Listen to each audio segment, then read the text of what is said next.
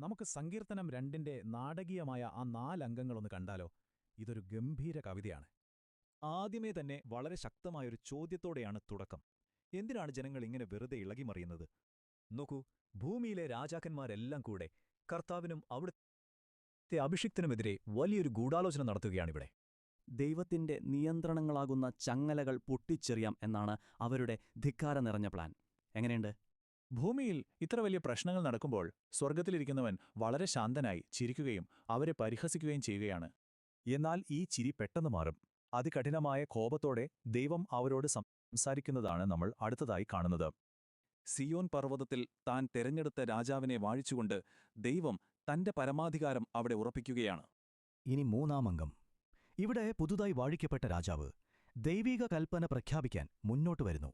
നീ എന്റെ പുത്രനാണ് എന്ന ഈ വാക്കുകൾ ദൈവവും രാജാവും തമ്മിലുള്ള ആഴത്തിലുള്ള അച്ഛൻ-മകൻ ബന്ധമാണ് വെളിപ്പെടുത്തുന്നത്. അതായത് ഈ രാജാവിന് ലോകത്തിന്റെ അതിരുകൾ വരെ നീളുന്ന പൂർണ്ണമായ അധികാരമാണ് വാഗ്ദാനം ചെയ്യപ്പെട്ടിരിക്കുന്നത്. ധിക്കാരികളായ ജനതകളെ വെറും മൺപാത്രങ്ങൾ പോലെ തകർത്തു കളയാൻ പോന്ന വലിയ അധികാരമാണ് ആ രാജാവിനുള്ളത്. അങ്ങനെ നമ്മൾ അവസാന ഭാഗത്തെത്തി. ഗൂഢാലോചന നടത്തുന്ന രാജാക്കന്മാർക്കുള്ള വളരെ കൃത്യമായ ഒരു അന്തിമ മുന്നറിയിപ്പാണിത്. വിവേകം കാണിക്കാനും ഭയത്തോട് ശുശ്രൂഷ ചെയ്യാനും പൂർണ്ണമായി കീഴടങ്ങാനും അവർക്കിവിടെ കർശന നിർദ്ദേശം നൽകുന്നുണ്ട്. ഇത് കേട്ടില്ലെങ്കിലോ, ആദരവ് പ്രകടിപ്പിച്ചില്ലെങ്കിൽ പെട്ടെന്നുള്ള നാശവും ദൈവത്തിന്റെ കഠിനമായ കോപവുമായിരിക്കും ഫലം. എന്നാൽ കീഴടങ്ങുന്നവർക്ക് വലിയ അനുഗ്രഹമാണ് വാഗ്ദാനം ചെയ്യുന്നത്. അപ്പോൾ ചിന്തിച്ചു നോക്കൂ, ഈ വലിയ അധികാരത്തെ നിങ്ങൾ എങ്ങനെ നേരിടും?